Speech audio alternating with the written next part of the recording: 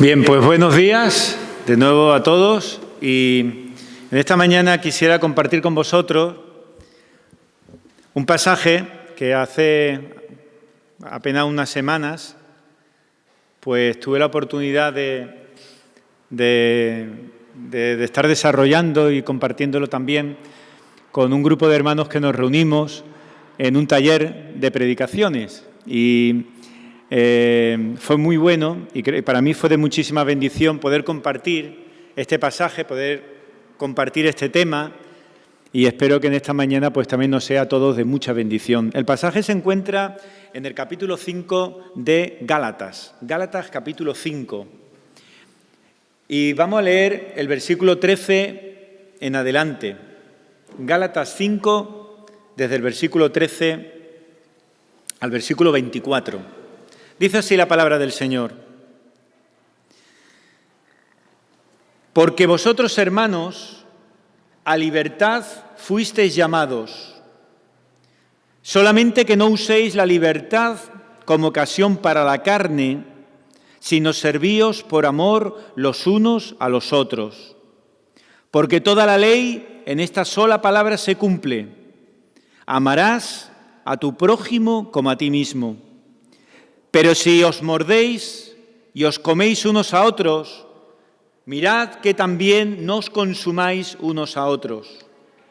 Digo pues, andad en el Espíritu y no satisfagáis los deseos de la carne, porque el deseo de la carne es contra el Espíritu y el del Espíritu es contra la carne. Y estos se oponen entre sí para que no hagáis lo que quisierais. Pero si sois guiados por el Espíritu, no estáis bajo la ley. Y manifiestas son las obras de la carne, que son adulterio, fornicación, inmundicia, lascivia, idolatría, hechicerías, enemistades, pleitos, celos, iras, contiendas, disensiones, herejías, envidias, homicidios, borracheras, orgías y cosas semejantes a estas, acerca de las cuales os amonesto, como ya os lo he dicho antes, que los que practican tales cosas no heredarán el reino de Dios. Mas el fruto del Espíritu es amor, gozo, paz, paciencia, benignidad, bondad, fe, mansedumbre, templanza. Contra tales cosas no hay ley.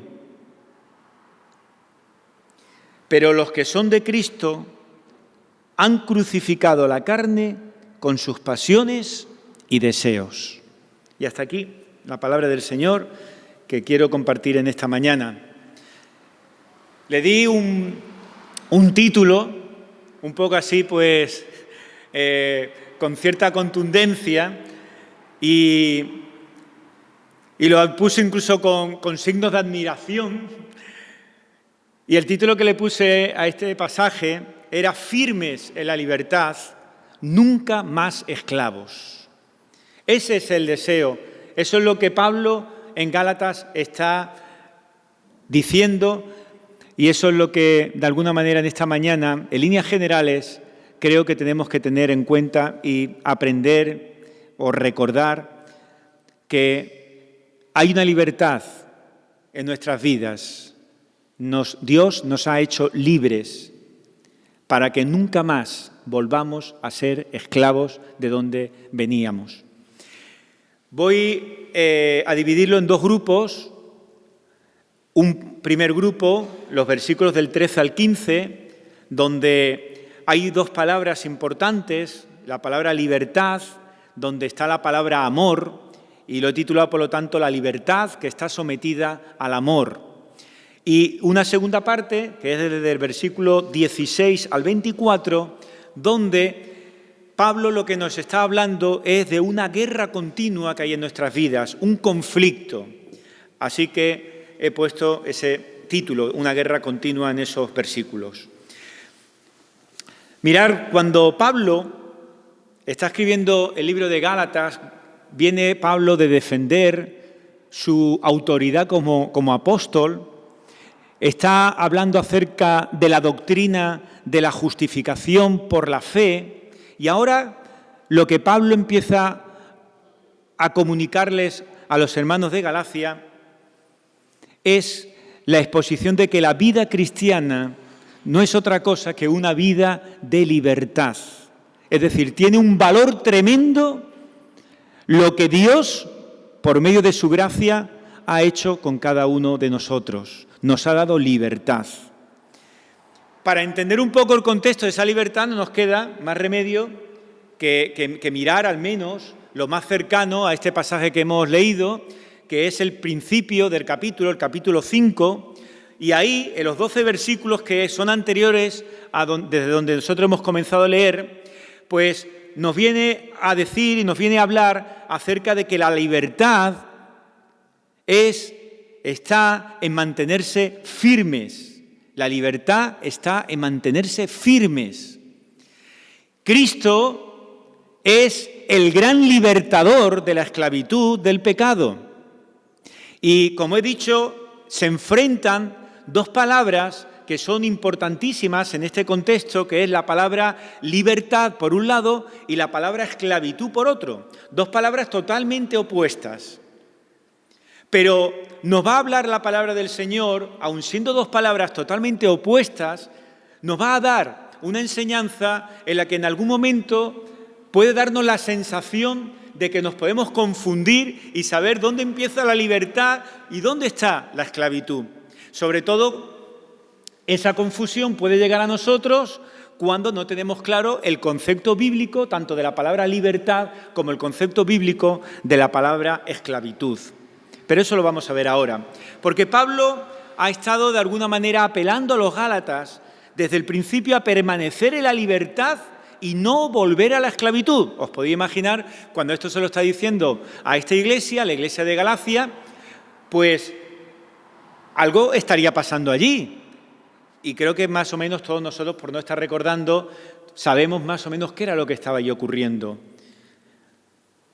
Se estaba intentando, por medio de falsos maestros, de volver a que lo que Dios había hecho en las vidas de las personas, esa libertad que había dado, se volviera otra vez en esclavitud. El perdurar hasta el final de la carrera, y esto Pablo lo utiliza en bastantes ocasiones, empieza a comparar la vida de cada uno de nosotros, del creyente, como una carrera, y casi más bien diríamos como la prueba sería la disciplina del maratón, una carrera incluso muy larga, pues nos dice que estamos llamados a perdurar hasta terminar la carrera, porque ese es el objetivo del corredor, en definitiva. Por muchos problemas que pase durante la carrera, terminar la carrera, tener puestos los ojos en la meta. También Pablo ha estado hablando del peligro de contaminar, porque nos habla, dice, en los versículos del 1 al 13, que un poquito solamente de levadura, o lo que es una herejía, puede llegar a contaminar por completo a toda la comunidad, puede llegar a contaminar por completo a la iglesia. Y eso es lo que Pablo estaba viendo, ese gran peligro también dentro de los hermanos de la iglesia de Galacia. Pero ahora, en la segunda parte, en el texto que nosotros hemos estado leyendo, desde el versículo 13 al 26, nos habla de la libertad espiritual. Y en su carta, prácticamente a esta altura, Pablo ha estado hablando acerca de la libertad, pero todavía de alguna forma no ha sido definida de una manera completa. Él está mencionando la libertad que el cristiano tiene y nos lo dice en varios pasajes. Capítulo 2 dice, y esto a pesar de los falsos hermanos introducidos a escondidas que entraban para espiar nuestra libertad que tenemos en Cristo Jesús para reducirnos a esclavitud. Está ya hablando Pablo acerca de esa libertad y del peligro de esa esclavitud, de volver a la esclavitud. En el capítulo 4 también Pablo habla acerca de lo mismo. Dice, mas la Jerusalén de arriba, la cual es madre de todos nosotros, es libre. Y dice también en el mismo capítulo 4, al final del todo, al final de ese capítulo, en el versículo 31, dice, de manera, hermanos, que no somos hijos de la esclava, sino de la libre. Pero hay un versículo que se encuentra en el capítulo 5, en el versículo 1, que acerca de la libertad Pablo nos habla con mayor contundencia y mayor claridad, y es casi el punto de partida para desarrollar el concepto de lo que es la libertad espiritual que Pablo está dando a entender. Dice: estad pues firmes en la libertad con que Cristo nos hizo libres y no estéis otra vez sujetos al yugo de esclavitud. Pablo ahora iba a aclarar el concepto de la esclavitud espiritual, pero esto no para que tengamos un concepto más en nuestras vidas, sino que el objetivo era aplicarlo de una manera práctica en la vida cristiana de cada uno. Es decir, si Cristo ha cambiado por completo nuestros corazones, si Cristo ha puesto en nosotros una nueva naturaleza, si el Espíritu de Dios está dentro de nuestros corazones y nos debe de estar dirigiendo, ¿cuál es realmente nuestro caminar diario, nuestra vida práctica? No el ratito que estamos aquí en la iglesia o el ratito que podemos estar en reunión con otros hermanos, sino ¿cuál es mi caminar diario cuando estoy en el trabajo, cuando estoy estudiando, cuando estoy con los vecinos o cuando estoy con mis familiares que no son creyentes? La manera práctica, la vida práctica de la vida espiritual. Y en esta porción Pablo está mencionando la naturaleza de la vida en espíritu, y es por el poder, dice, del espíritu que el cristiano puede vivir para Dios y no para la carne. Pues vamos a desarrollar estos versículos. Del versículo 13 al versículo 15, como digo, lo he titulado La libertad sometida al amor. Y la primera palabra que hay que subrayar es la palabra libertad. ¿Qué se entiende o qué da a entender la palabra de Dios acerca del término libertad? Porque esta palabra es utilizada como una antítesis totalmente lo contrario de lo que significa esclavitud. Dios nos ha librado de la esclavitud para darnos una libertad.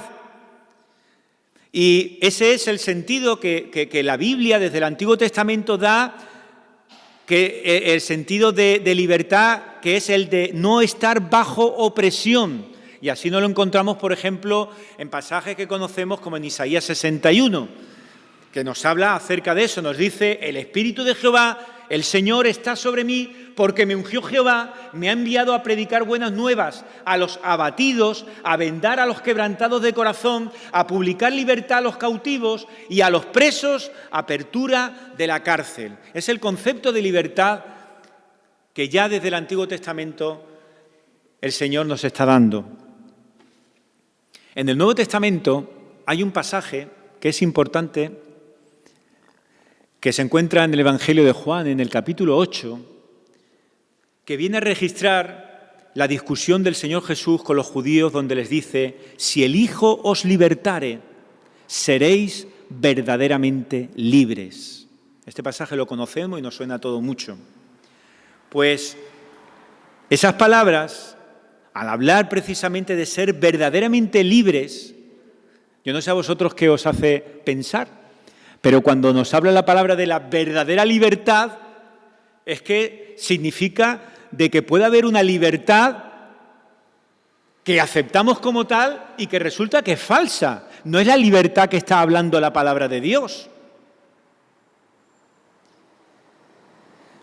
A nivel popular, en nuestra sociedad, ser libre me parece que significa un poco distinto, lo entendemos de una manera muy distinta a lo que el término libertad aparece en la Biblia. ¿Qué es lo que entendemos en la calle o qué entiende la gente en la calle, en nuestra sociedad, como libres? Pues el que es libre o el que está en libertad consiste en hacer, en definitiva, lo que a uno le da la gana.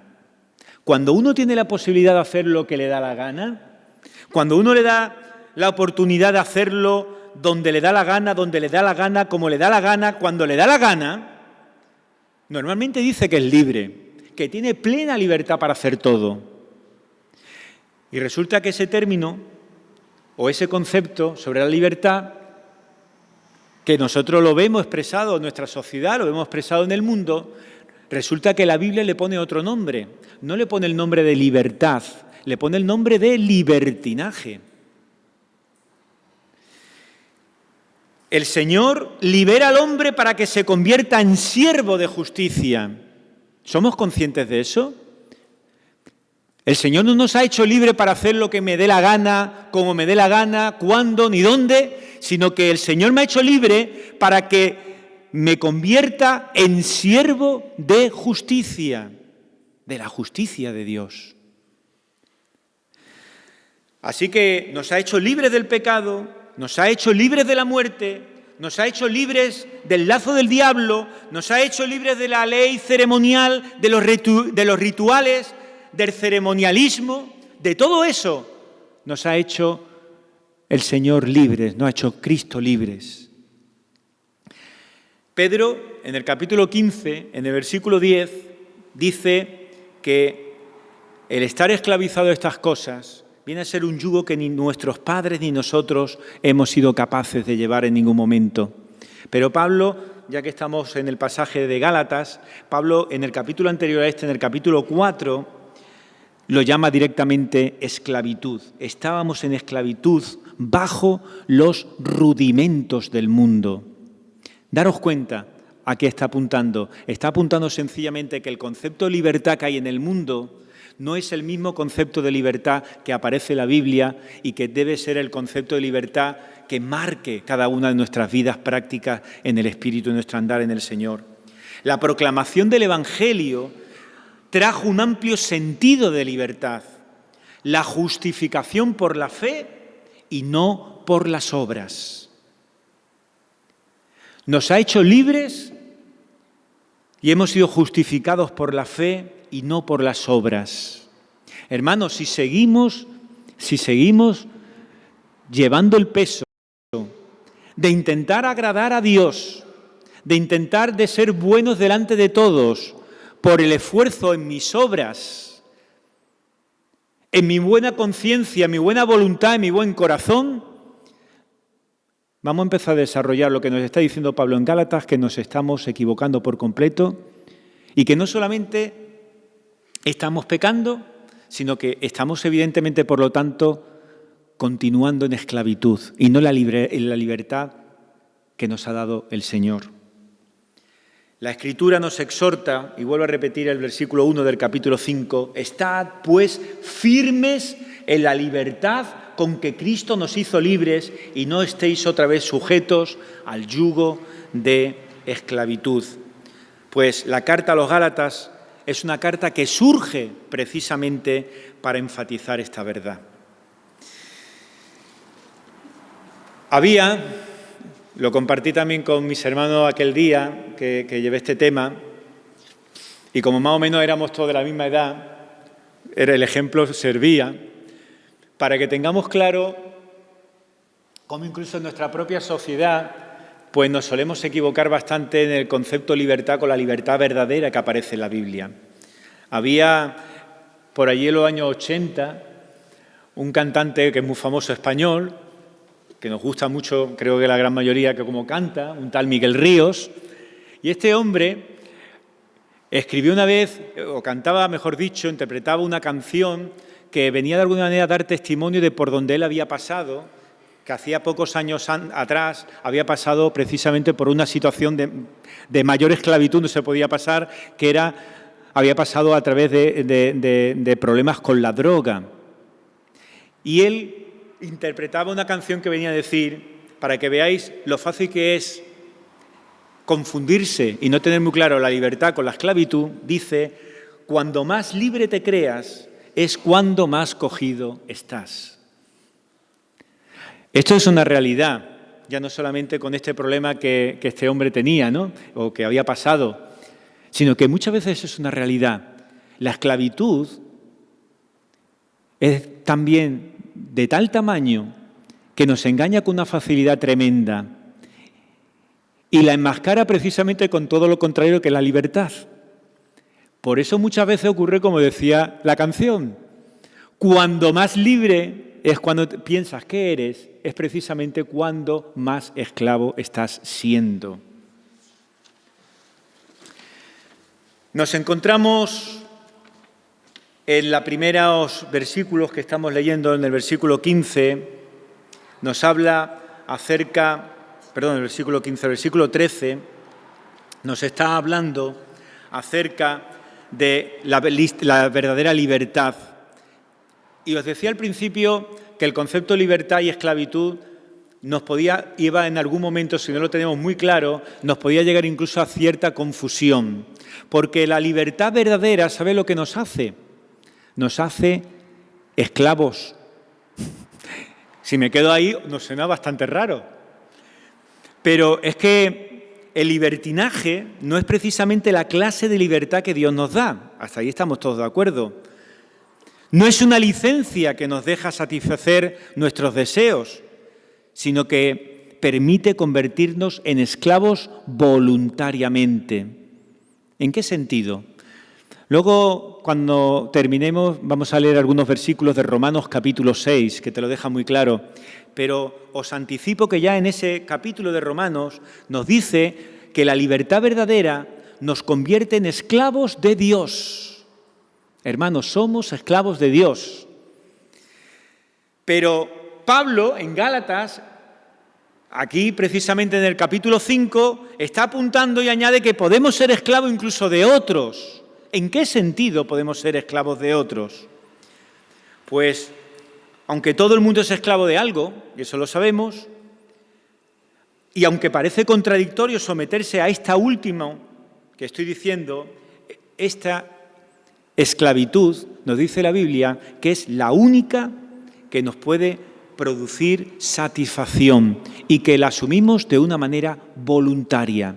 ¿A qué estamos hablando? De someternos a Dios, lo tenemos claro. ¿Someternos a otros en qué sentido?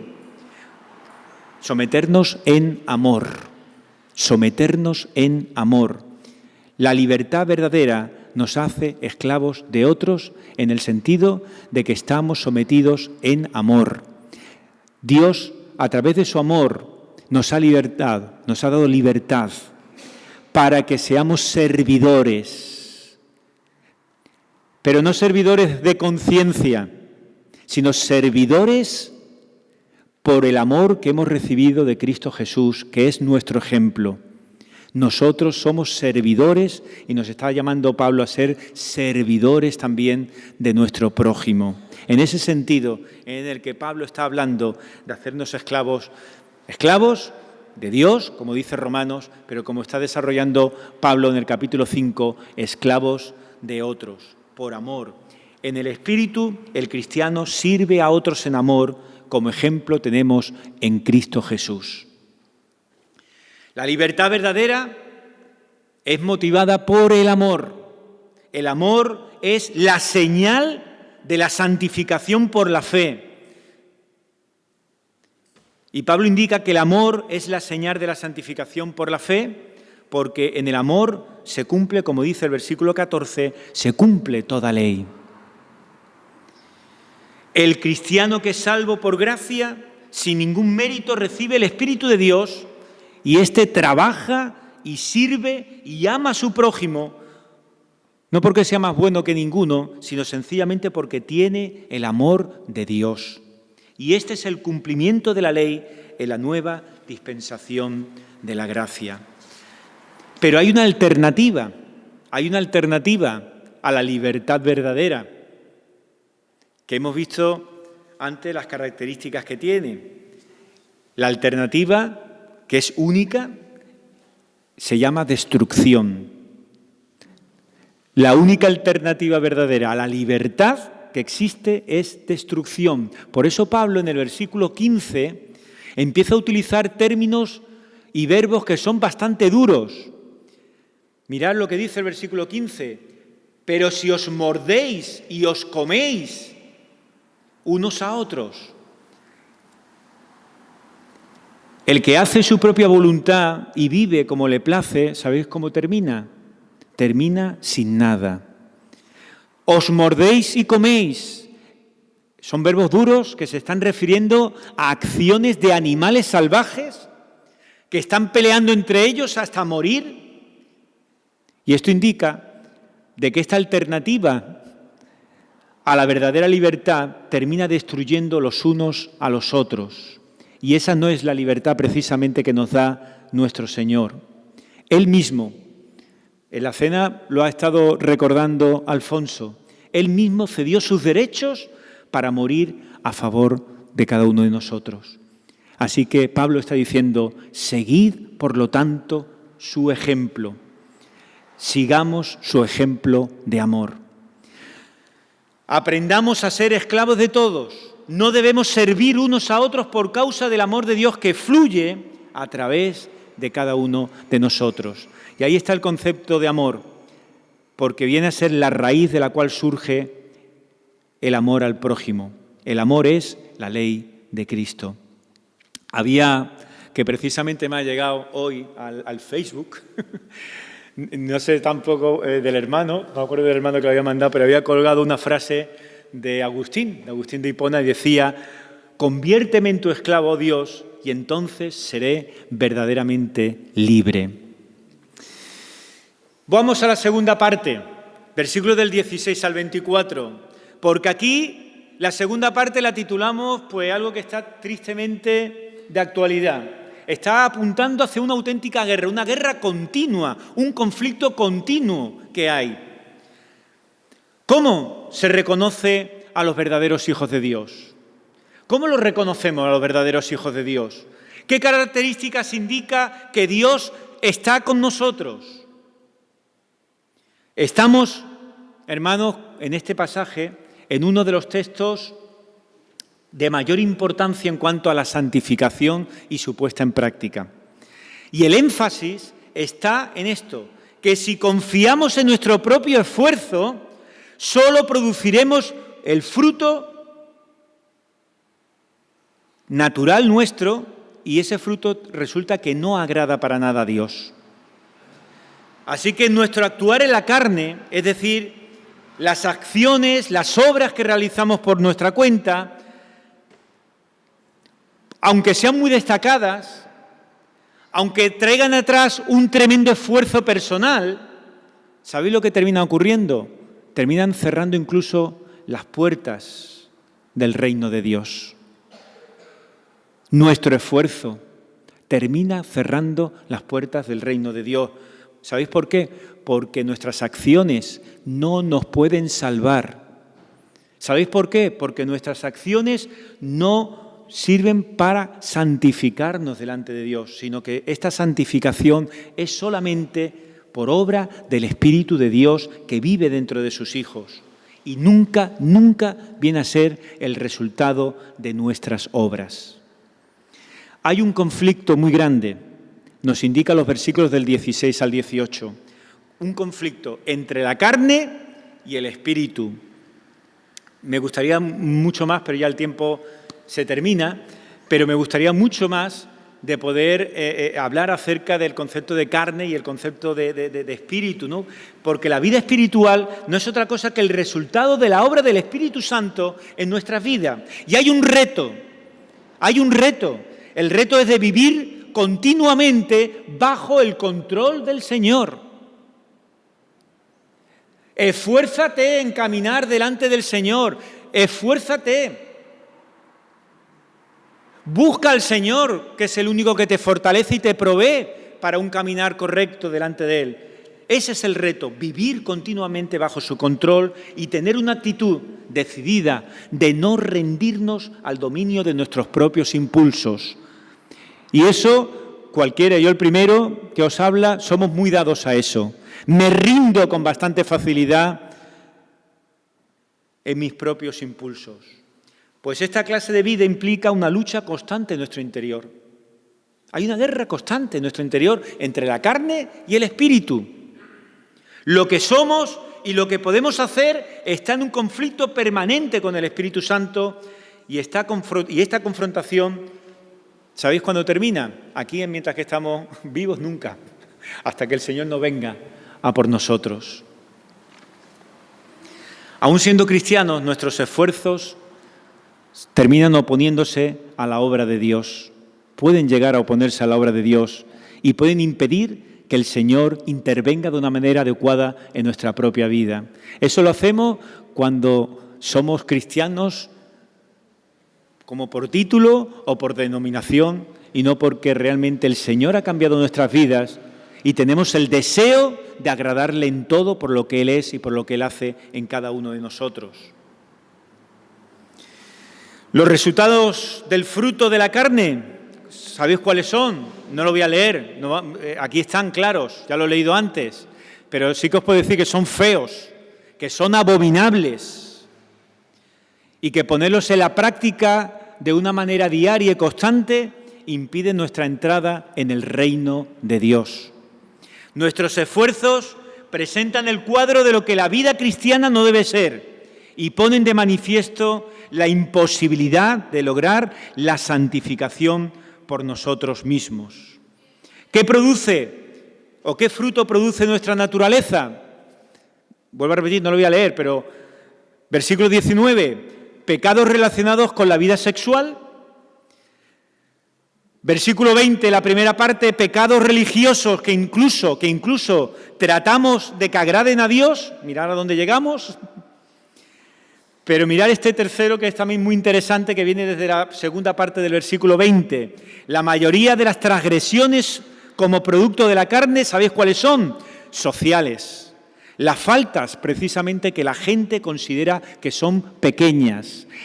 Los que están y no tienen a Cristo en su corazón, dicen, si esto lo hace todo el mundo, el peligro está en nosotros cuando incluso llegamos a aceptar eso en nuestras propias vidas y dejamos las puertas abiertas en nuestra iglesia para que también, como es igual en el mundo, ¿qué diferencia hay?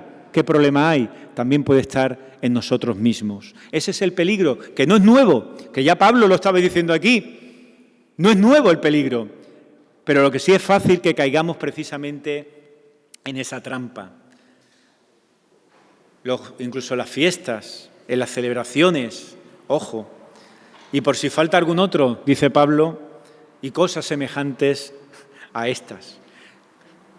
Los que practican, y esto es importante, para los que caemos excesivamente en el buenismo, los que practican tales obras no tienen parte en el programa de Dios.